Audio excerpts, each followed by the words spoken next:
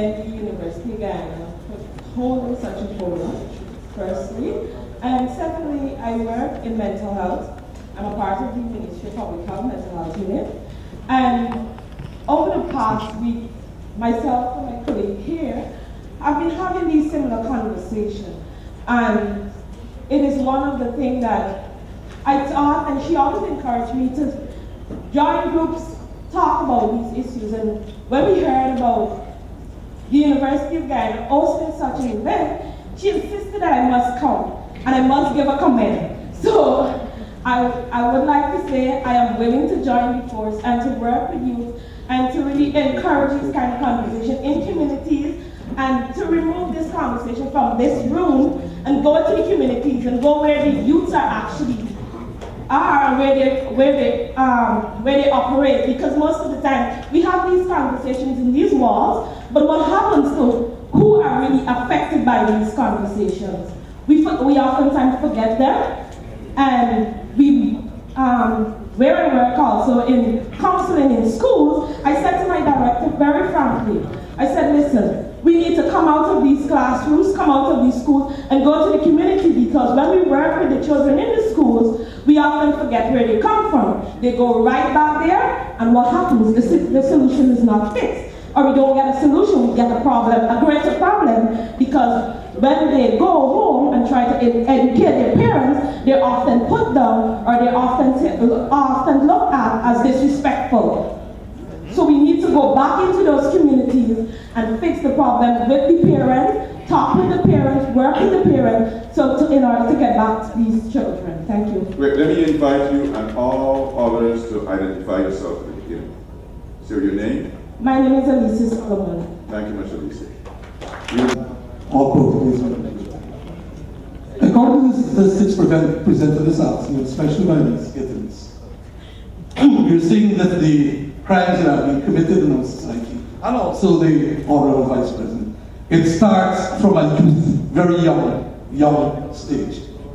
The Caribbean Voice is advocating, one, that we have a sexual offenders registry. We have an ongoing petition in which we're asking sexual offenders registry be established. Secondly, we're saying that self-esteem, coping skills, empathic communications, among other things, should be part of the school's curricula, starting from the primary schools. Because we believe if you can build those capacity building skills, it will take away a lot from the present scenario with young people being involved in crimes. Thank you. Thank you. First of all, I'd like to take this opportunity to recognize our Honorable Minister and our Professor, Mr. Ivelaw Griffith. My question pertains to I'm Timothy Rutherford, PhD student at the University of Guyana. My question pertains to Mr. Wills, and I acknowledge his statements about the functionality of the commissions that he made mention of, for which these committees are governed by the appointment committee of Parliament. To this effect, I would like to ask our Honorable Minister, what is the status of discussions within these committees, especially the appointed committee, in accordance with Resolution number 19 of 2013 of parliamentary provision? Which also involves questions. So the comment is that the presentation by the pastor indeed said that all these kids pass through the church. But I also want to reaffirm that they all pass through the school system as well. And what is there in the school system to deal with that? I've been making this point for years. How many full-time social workers do we have in our primary schools? How many? Very good. Good evening, everyone. My name is Chancellor. I'm a custodian of the University. Doesn't matter what you are. My question is, to prevent recidivism, is there any aggressive rehabilitation program, whether it's educational or skill-based, in the prison system? and how is it measured, especially after ex-convicts return to society? Thank you, Professor. Maybe if I can start from the last question, and I would not comment on the question with regard to the Human Rights Commission. I know that for NOC, there was a tracer study done maybe about 5 years ago to measure how effective reintegration is. However, without an updated document, my answer will just be limited to a story or a graph, which is not good. With regard to the number of social workers in the school system, in my capacity as a staff member of UNICEF, I know that there is a program that is in place to support decentralization of services in the school system. However, what is limited, of course, how many persons are really want to be social workers working in the school system.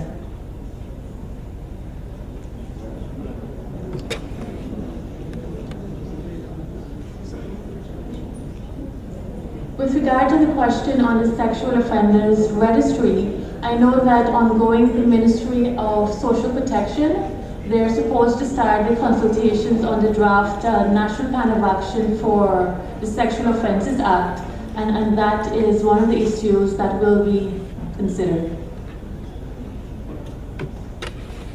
We're passing down there. Yes. Two things that I just wanted to touch on. Miss Alicia spoke about taking the conversation of these spaces, and she expressed her interest of being part of the conversation, a part of the action. But even in the organizations, and I mean this is the point that I was going to make, even the organizations which do work in the area of youth, there is still some degree of class consciousness within the organization. So what you find sometimes is that there's a limiting of the advocacy and the scope of the advocacy within the organization. So much so that it contributes to the further marginalization of young people who might be experiencing different things and part of that organization. So even as we move into organizations to do the volunteer work, we still have to find ourselves pushing back against this particular thing, and that's something that we should all be mindful of. I want to comment on this. Yes, quickly, in terms of taking the talk out of here and the social work aspect, what we continue to do as a church is that we recognize, and I want to emphasize that we recognize that government cannot do everything. We recognize in the importance of identifying strengths and working on them. So what the church continues to do in terms of taking it out there, we have collaborated with the Ministry of Education, ChildLink, and other organizations in taking these conversations into schools, primary, secondary schools. What we've also done and what we continue to do in terms of, for example, the social worker aspect, we may not be in terms of what we call the professionals, but what we do, we have professional social workers in the church.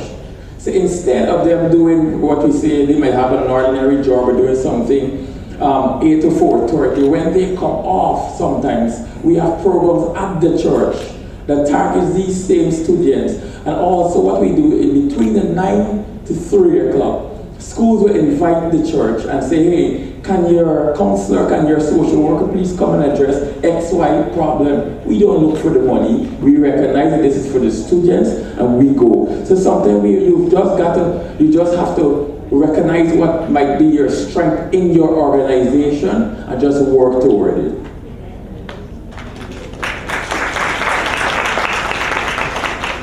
Thank you very much. I just want to use this opportunity to respond to two questions from the floor. And the first question posed in relation to whether or not we should have a sexual offenders register. I'm aware that that has been done or exists in several other jurisdictions.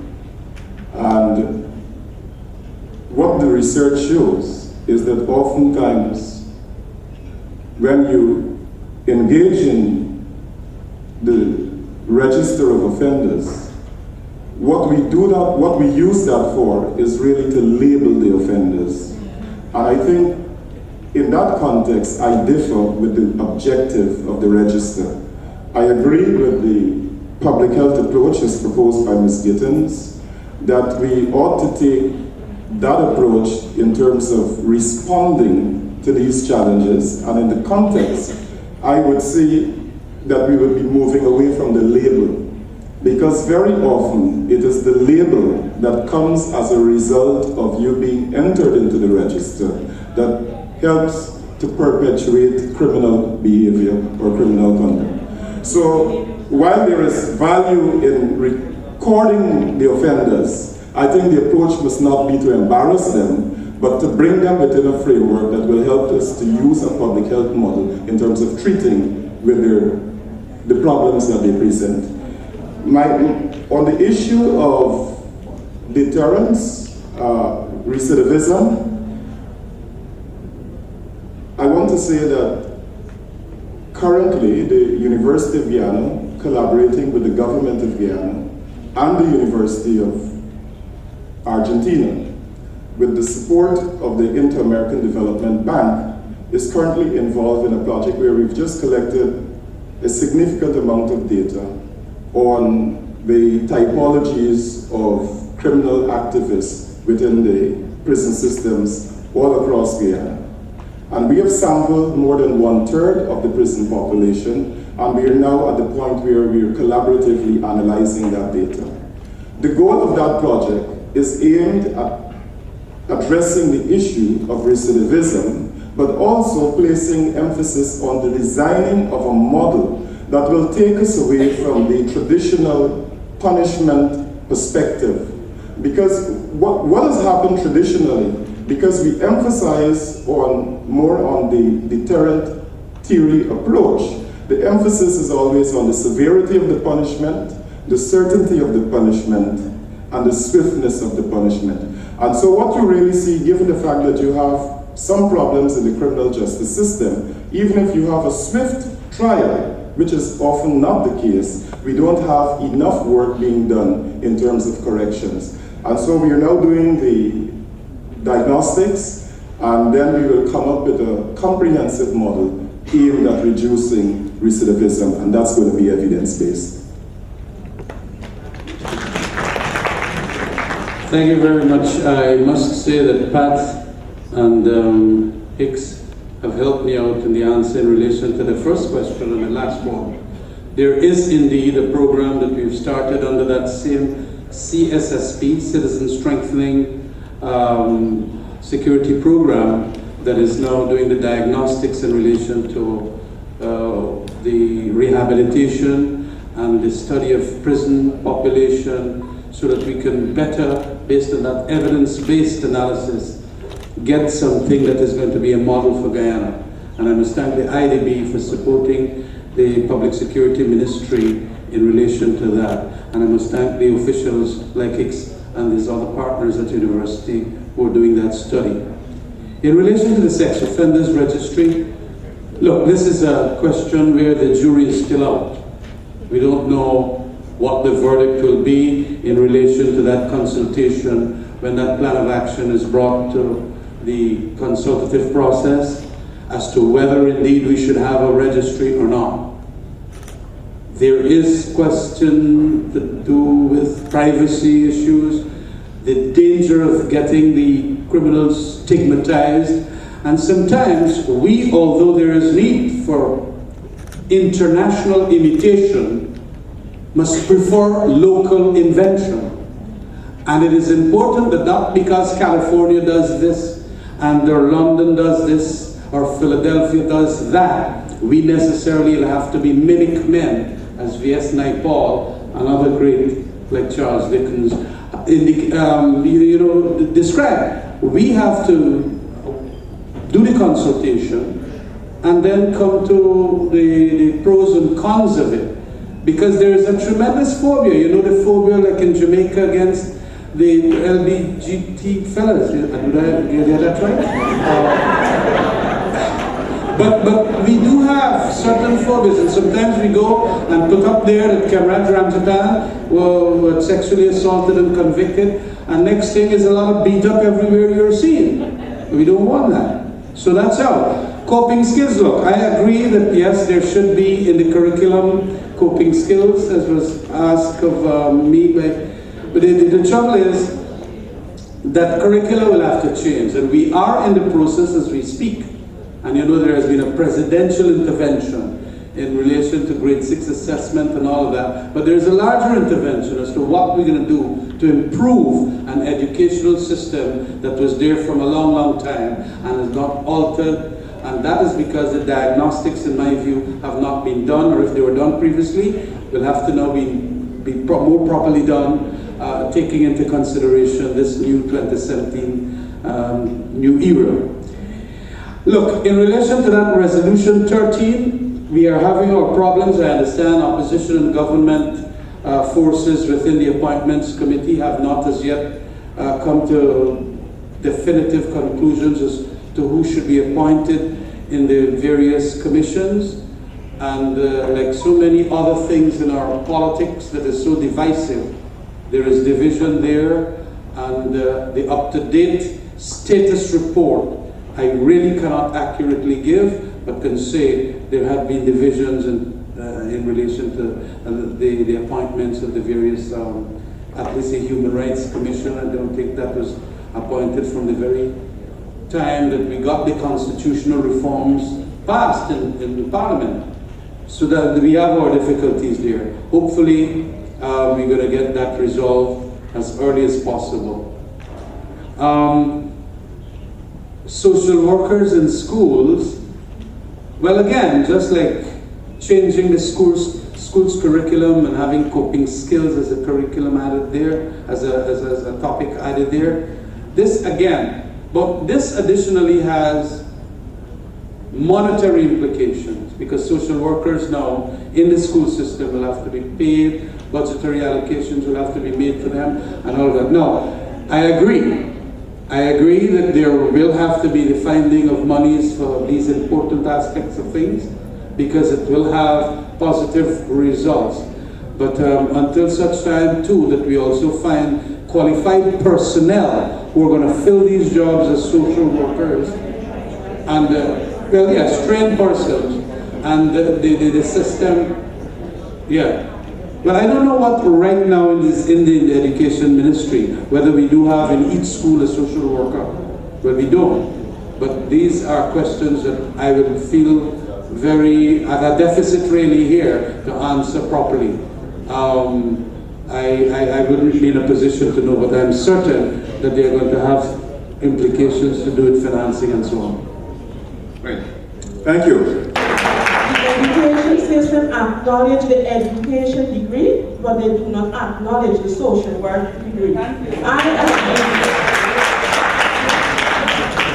have completed my diploma in social work since 2012 and have not been paid for it. This year I completed my degree, and it has, thus far, has not been acknowledged. All we've been hearing is that they will pay us, there are a number of teachers that are qualified social workers, but we are marginalized to take the route of education. And we have stood up, some of us have stood our ground, and we are trained as social workers because we think it is a necessary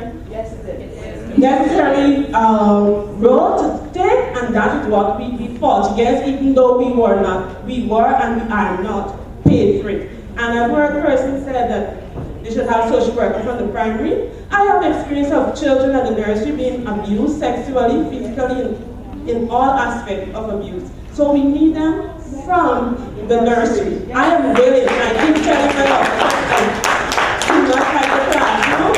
I no longer appreciate teaching. I want to be a social worker, an acknowledged social worker. Good evening, everybody. Good evening. My name is Ivelaw O'Donoghue, and I am a former welfare officer with Guyana National Service, former National Service. My problem is, why can't all the ministries come together and work towards the development of the children of this country. The health, it should start from the womb.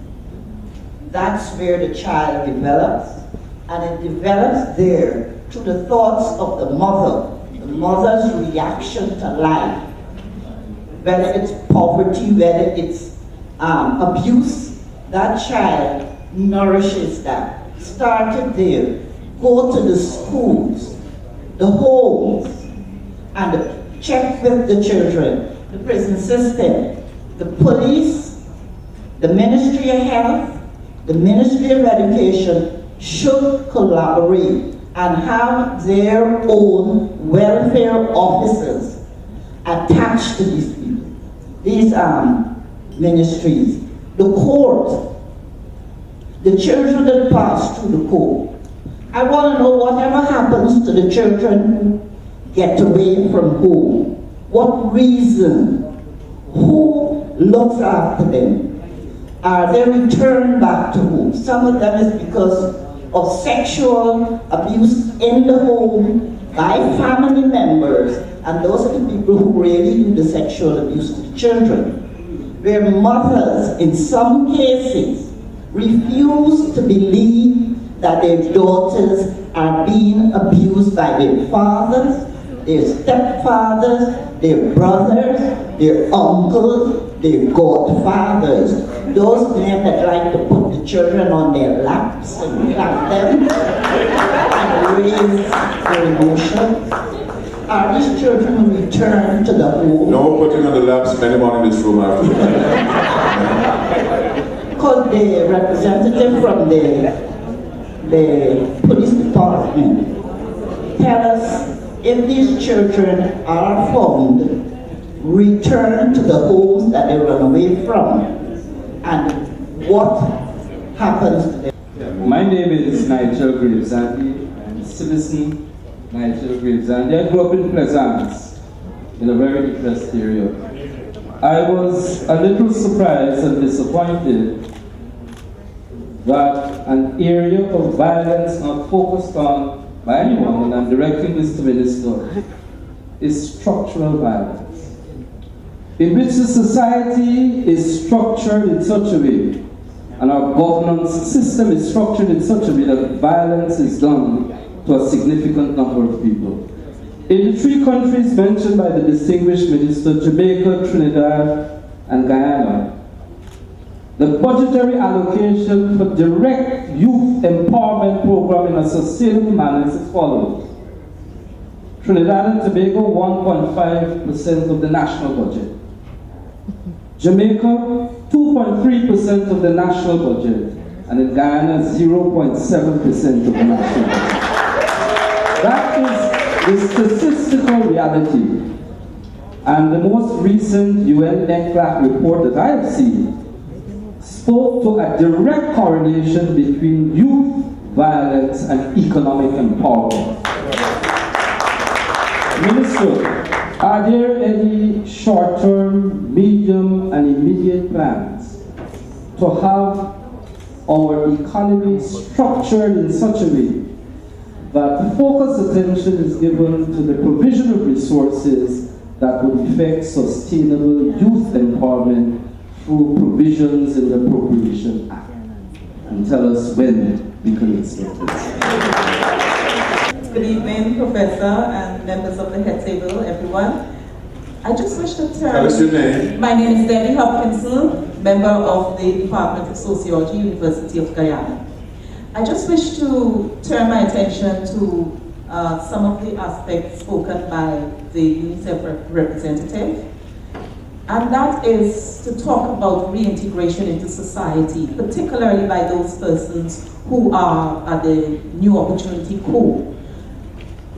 In a study I did just recently, I looked at the relationship between parenting styles and juvenile delinquency. And what it showed is that our parenting styles in Guyana, literally, it is creating some of the issues we have in our youth. Our youths are becoming violent because sometimes they're abused. And sometimes they become a victim twice. First, by being abused, and then when they wander away, the system also makes them not a victim again. And that is something we need to look at, Honorable Minister. How do we treat with this? I know, yes, that the Lawyers Association, Women's Association, have been looking at the juvenile bail. I'm not sure where they have gotten with that. But we really need to look at how we reform the processes, particularly as it relates even to persons when they're held on remand. For example, one young man, I think, met with an accident 2 days ago, and he was put on remand, and he was kept in a cell. How do we do something like that? The girl ended up in hospital, and police held him, but he ended up in a cell. Now he is suffering trauma twice, by the accident itself, and then he's being held, not just on the bench, but he's in a cell. That, I believe, is something that needs to be reformed. So, Honorable Minister, I'm asking you, I think the time has come maybe for you to look at the policing and how you can reform the kind of process. Good evening, one and all. On the Deodat Tilak, Vice Chairman of the Interreligious Organization on Behavioral Science. At this point, I would like to advocate for my two colleagues over there who have their hands up since on the onset. Because I know, but this might have one. It will be an orderly place, that's for sure. I am convinced that our politicians and administration, past and present, their priorities are misplaced. It seems to me that we are more passionate about creating more punitive measures to deal with the small percentage of deviants in our society. And we focus more on public infrastructure and all those dilapidated projects, instead of investing in our citizens, in their psychosocial development. I trust, for the sake and benefit of paying talks, that this don't end up as another meandering chat. Because we have grown so accustomed to coming out for me, I enjoy the little snacks and so. We have grown so accustomed to coming and hear all these wonderful presentations. And last but not least, I would like to advise and commend you, Mr. Griffith, sir. I've been attending these talks and I am very much impressed by the initiative. I would like to suggest if we can consider a religious talk and have the IR, the Interreligious Organization, engage the Interreligious Organization on that particular topic of religious tolerance for social cohesion. I thank you. I've gotten some very serious questions here. Let me deal first of all with the one dealing with budgetary allocations and doing the comparison with Jamaica, Trinidad, and Guyana. Yes, indeed, there is need for at least a portion of your budgetary allocation to deal with youth empowerment and employment. But like every other budgetary allocation that is specific to a territory, it depends on what the present status of your condition is. It is condition specific. If we have to take our monies and do what is regarded as priority by our cabinet, we have to do that. It does not necessarily mean that importance is not attached to others. And youth especially, we feel we have to spend more money on. And that is why of recent times, and this might sound again as cliche, why we are making sure now that the bailouts we are having for sugar will have to come to a halt. And understand that.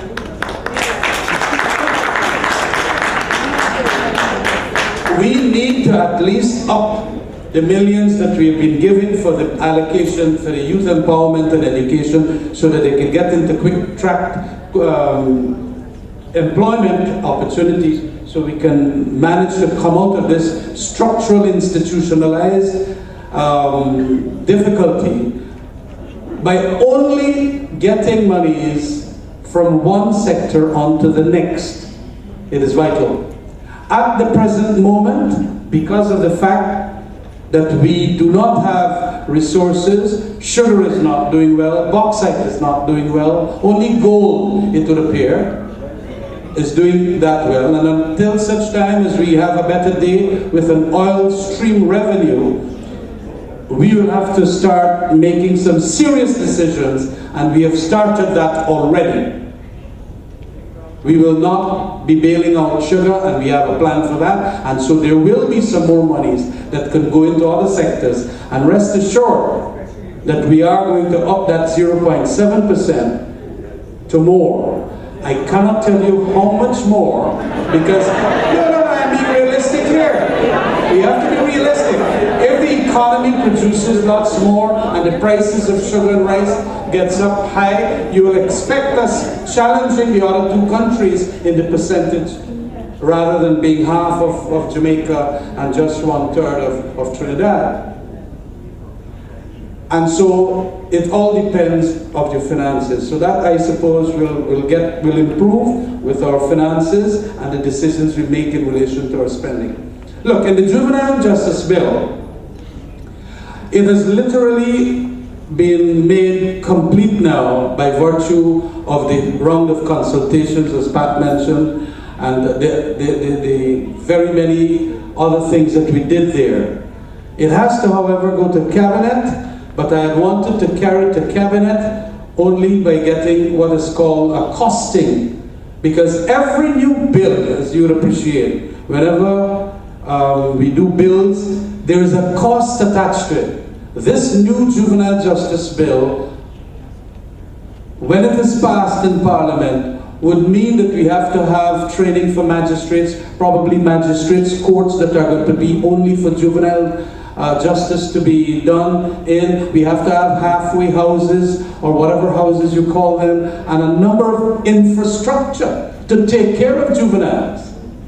That costs a lot of money. Then social workers who will be employed in these institutions, that cost, the electricity bill, everything else, and each got to be done in a line item. So I want that to be completed, and I think the IDB is helping me with that as we presently speak, and the costing will be done. UNICEF, sorry, I said IDB. UNICEF is helping me to do that, and as soon as that is done, the bill, which will be taken to Parliament by the end of July, will then be debated in October. And in that bill, all the difficulties we have, I have made sure that the consultation process went through successfully. Truancy, wandering, all those economic crimes are going to be abolished. All of them. And they are not going to be made crimes anymore, because the days for those are long gone. Truancy, wandering, and all of those are going to be abolished. So we're not going to have young children, especially. And also, the policing authorities would have far more stringent methods before they could ever put any young person or juvenile into the lockups with the big people. It must not happen. But we must have within the police station a room that is going to take care of those persons. And all police stations now, the rehabilitation process is having a room for juvenile justice. Okay? In relation to what the recommendations in the Commission of Inquiry, let me say that we have done almost everything that the Commission of Inquiry recommended, except make a new prison. A new prison can't be made because the minimum cost for that is $6 billion. And we don't have that money. However, we have done what is called the arrangement to get a brand new extension of the Marazaruri prison that is going to take care of another 400 or so inmates. But that is going to take some time. The design has been done, and the award for a contractor to build it, and it will be a modern prison like anything you could get in America that will take care of. No, we want our prisoners, as a lot of human rights organizations are talking about. It will, of course, be in accordance where they will be secure to the extent they can't burn it down. Remember, the prisons that we have were built 120 years ago, and all wood. And I hope that nothing happens at Lusingtan, Temeria, or New Amsterdam. And we have to understand that. But we have done the necessary. We have even put aside a 60 supplementary allocation for purposes of doing a night court so we could reduce the remand. It really has not reduced it. And the remand is very high in there. We have also done a modernization of our prison system with a consultant that came, I think it's Gladwin Tate, and a couple of other fellows from a Jamaican expert on the issue. He has brought in his documents. We have gotten that. And that was since last year. Because these consultancies take time. You got to tender out for them and a whole host of things. And almost everything that the executive branch was asked to do under that commission of inquiry, as far as I know, better screening for whenever the family members are carrying in the meals so that they don't carry in a whole set of things that are alien to what prisoners should get. But we have put them. Still, however, there is complicity, and over the barriers in the fence, people throw a whole set of things, including lighters and cigarettes. And we have guards all over, yes. Well, if they're not seeing what do you do about that? I don't know what I can do with the guards. Do I knock them off? I don't know. You knock them off and then you will tell me that I terminate wrongfully. It is a difficult situation. And a lot of people who are going to make the criticism don't want to join the prison service to begin with. But I got enough stuff. They don't want to go there because the salaries are bad. They don't want to go because the conditions are bad. And it is not as if we have, that is why we have to modernize. Because I still believe that our systems are in Jurassic Park category. So I want to say that, look, we are doing our best in the circumstances, and we are going to try as best as possible to better the situation and the difficulties by overcoming these challenges. Thank you. Let me just make one observation. As the mic passes from Vice President to Mr. Hicks, Fyodor Dostoevsky, one of the books that he wrote, I think The House of the Dead, made the point that if you want to tell how a civilization thinks of itself, look inside of its prisons. And it is no consolation to us in Guyana that if you were to look inside of some of the prisons of other Caribbean jurisdictions, you'll find worse conditions. Some of our prisons are a real difficult reflection of our society, because not only the absence of rehabilitation, but the very conditions under which the prisoners and the prison officers have to work. Read Fyodor Dostoevsky. Mr. Hicks. Very quickly, I just want to add that there are lots of things that are happening at different levels. There is increasing collaboration between the University of Guyana and the Guyana Police Force. I heard Ms. Hopkinson talk about the need for overall criminal justice reform. We acknowledge that, and we are aware that when we talk about the criminal justice system, we speak about the police, the courts, and the prison represented. And I should use the broader term corrections, because corrections include more than the prison officers. And so we are engaged in a lot of collaborative work with the different units of the local criminal justice system.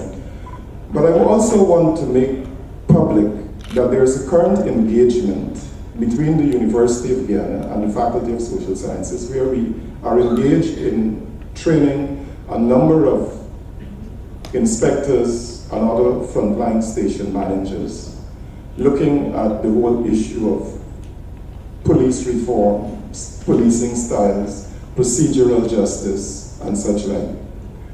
And I've been part of that ongoing series of training because it's currently in place. And one of the things that we've also introduced is the whole issue of the police itself engaging in empirical research, so that as managers who are part of the criminal justice system, who are part of the police, that they have the skills also to monitor their own performances as effective law enforcement officers.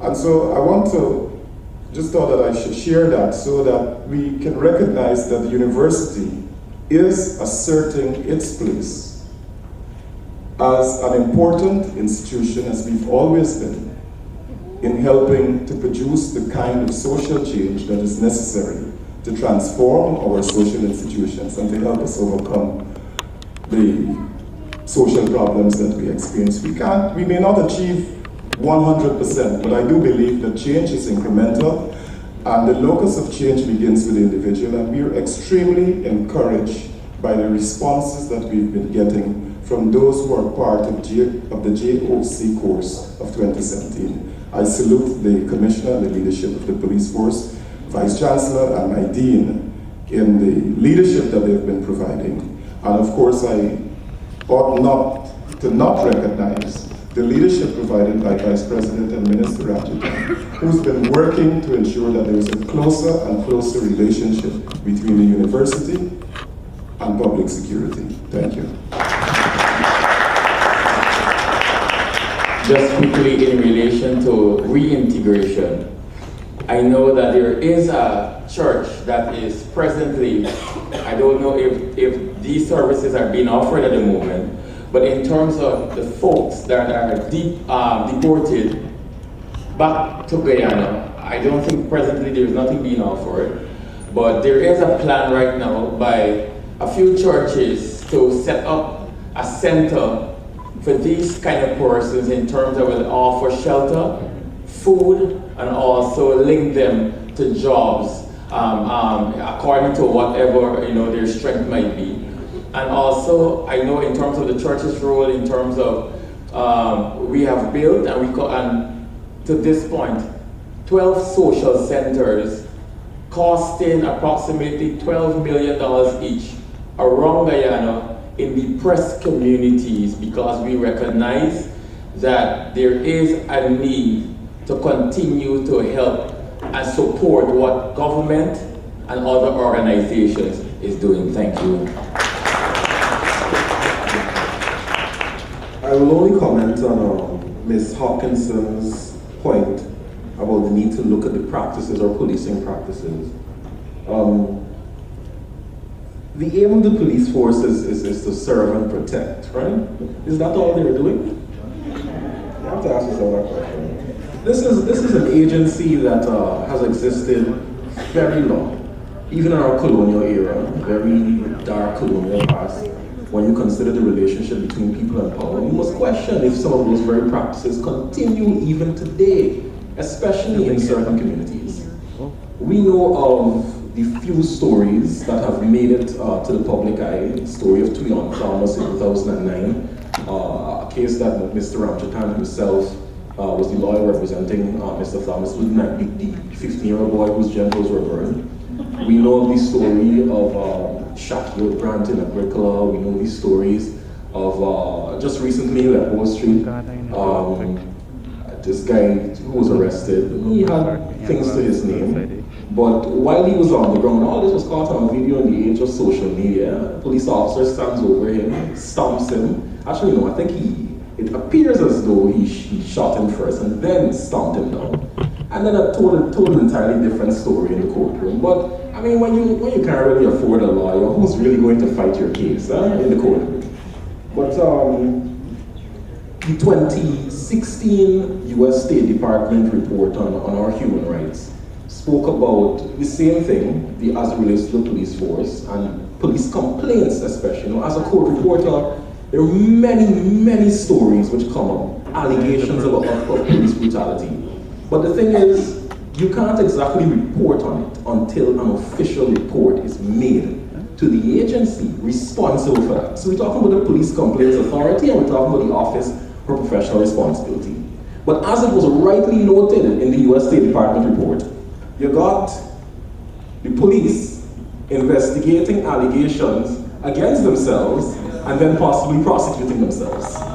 So that's the difficulty, yeah? So the report recommended a couple of things, including a more independent system wherein police officers would face the full force of the law in the event that they are found responsible for certain things. Now I remember there's one particular case. A woman, I advised her to make her complaint to the Police Complaints Authority. She was extremely fearful. And she said she went to the magistrate to speak to the magistrate about it. And an officer inside of the court then told her she probably shouldn't do that because it would make it bad for her relative who's in the prison system. That was the advice that the officer gave. So this is the sort of thing that we have happening now. So there's a need to examine everything. When I say I mean everything that is happening within the police force. Because serving and protecting is not the only thing that they do. I recognize the need for the police force. It is a very important agency, especially as it relates to protecting citizens from themselves and from other citizens. But there are certain practices that we cannot and we should not have to cope with. I just want to also say this. As much as my brother would have said one aspect, I must congratulate. And I must say that the last 3 years in All Boys Town, if you knew All Boys Town before, they wanted nothing to do, not 3 years, let's say about 4 years, they wanted nothing to do with the police, nothing. Then Commander of A Division, former Commander of A Division, Mr. Clifton Hicks, along with Commissioner Silal, started something called Operation All Boys Town, whereby they would have placed police on almost every street corner in All Boys Town.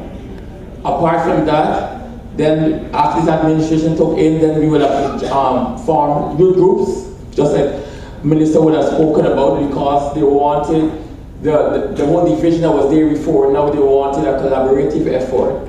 You will see people like Commander Hicks and Commissioner Sila coming into the communities, normal t-shirts, normal jeans, talking, sharing out kites, giving out food, helping out the feeding program. We were able to 300 plus bins for in terms of, we would have done so much.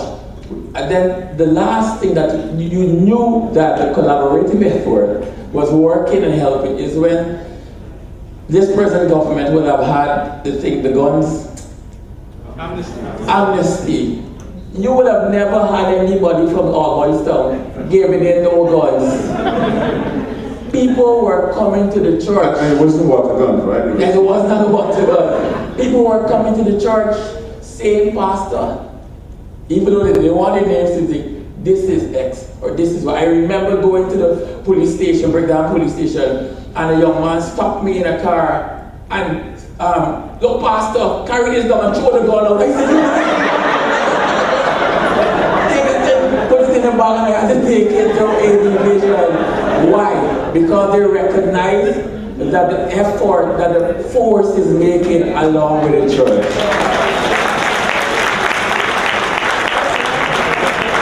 I want to make this point. Look, I can understand Mr. Wills as a youth advocate, but please, and this probably is it is a true thing, because I remember my days as a young fellow just like him, in the PYO movement, and indicating a whole host of things that were very cynical.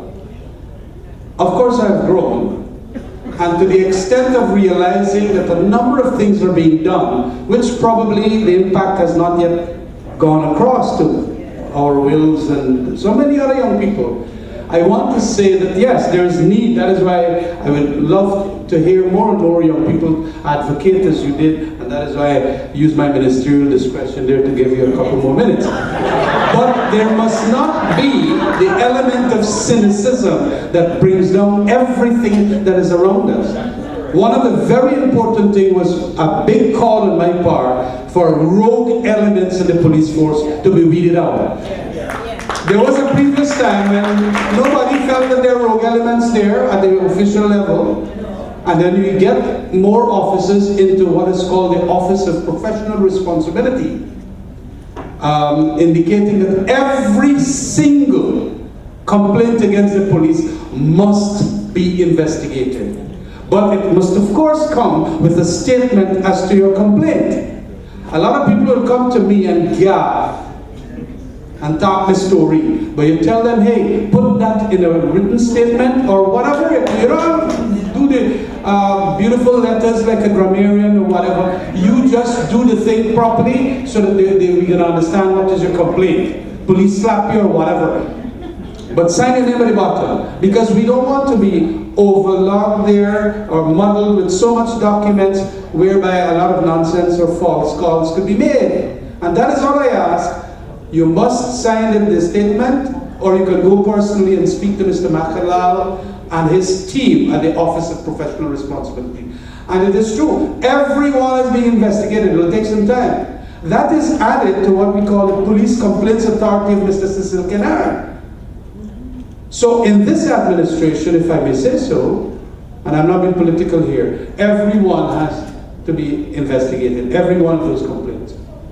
And we are doing a good job of it. And of course we are having sting operations. If you come and tell me, like that recent Sparendam traffic cop, that he asked for $10,000, we mark the money, we go to him, hand him over, and then the police will be nearby at senior rank. Sting operation. You collected money. Take the statement out of the force immediately once he's not appointed by the Police Service Commission and things like that.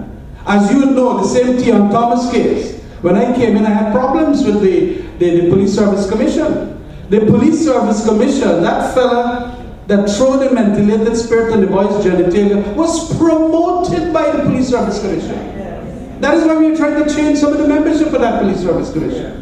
But it is a constitutional agency. And so don't ever feel very cynical that things are not happening, they're happening. And of course, it will take time. Democracy, my dear, is bureaucracy. And we're not dictators here to change everything overnight, like you might have in North Korea or so. But no. It will take some time, and let's just give it a chance. But let the young people not be too cynical about the efforts. Thank you. Good evening. My name is Elson Love, and I have a comment rather than a question. Sure. I just want to say I thought that the panel really hit on a lot of great, they really hit on a very thorough understanding of these issues, and I definitely sympathize with the minister's cries about allocation of resources. But one of the things that I think that maybe we could have emphasized more, and this is just, brass tacks, back to basics, is there just seems to not be enough in the pot.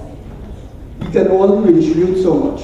And so the question really that we as a society have to think about is, what are we doing about our entrepreneurial culture? What are we doing to encourage young people to get into business, to make our institutions more free in terms of lending and more interested in lending to young people? Because at the end of the day, we do as a society need to expand and continue to grow. Great.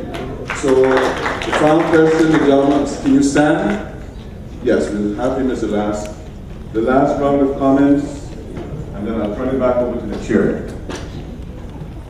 Thank you, Professor. As mentioned in my presentation, I do agree, yes, there is need for more local evidence. But in terms of our own individual responsibility and action from here, how do we, how do you, how do I move forward? And while I've concentrated more on the gap, I sense that from some of us, there will be more gap as we push past that door. So basically, how do we move forward? And that is a question that only you can answer.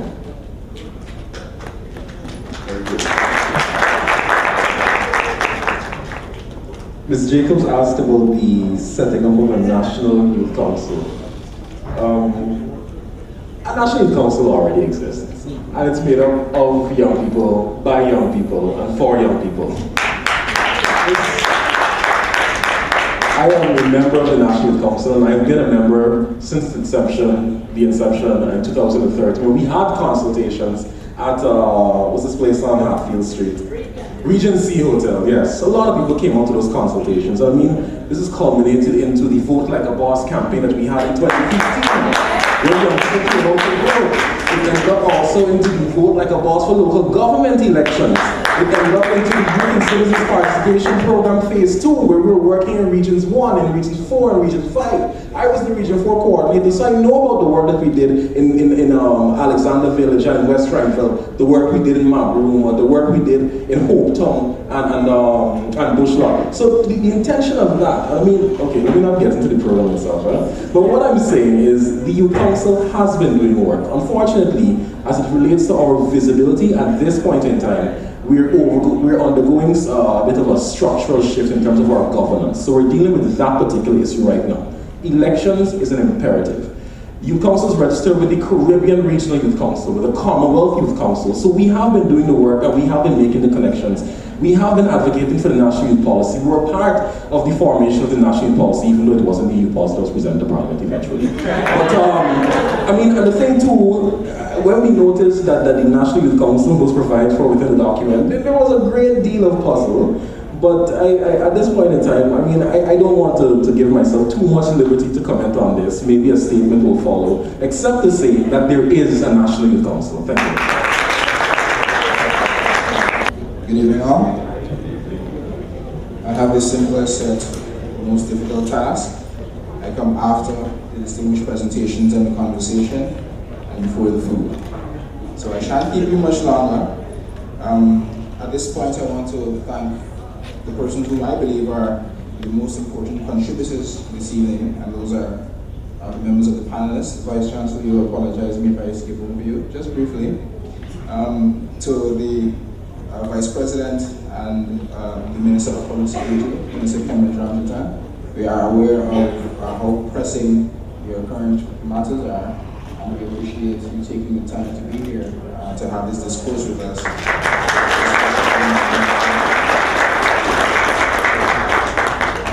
Next we have Mr. Hicks. Mr. Hicks taught me in 2006, actually no, 2007, very long time ago. And I always had an appreciation for the way in which facilitated his courses. And Mr. Hicks, the expertise which you bring and the insight and the knowledge was very helpful and was very edible. And we thank you for being not just a participant, but also the chairman of this evening's discussion. Thank you for being here. Next we have Pastor Eworth Williams. It was very heartening to hear all the work that the church has been doing in the community, and we thank you for bringing those experiences here. I am quite sure that many of us have been motivated to do things ourselves, not necessarily as part of an organization or institution, but play our individual parts in trying to address the issue of youth crime and violence. Thank you, Pastor. My good friend, Mr. Derwayne Wills. Derwayne has a lot of names for me, and I have a lot of names for Derwayne. We disagree on points, but we agree on a lot as well. And I was very happy to hear the perspectives that he brought. I was very happy to see his passion. I don't think anyone here has any idea as to where his intentions are and how genuine he is. And if I could just have a small percentage of the passion which Derwayne has, if each of us could have a little small percent of that passion, there's no telling how much more we can do to address the issues that we're here to discuss. Derwayne, thank you very much, and we continue to be that person as well. Ms. Patricia Gittens, I do not know you, but I sat there and I listened to you, and I got the impression that you're a woman of very few words, but I also got the impression that you're a woman of action. And as we listen to that, I hope to be someone of very few words. So,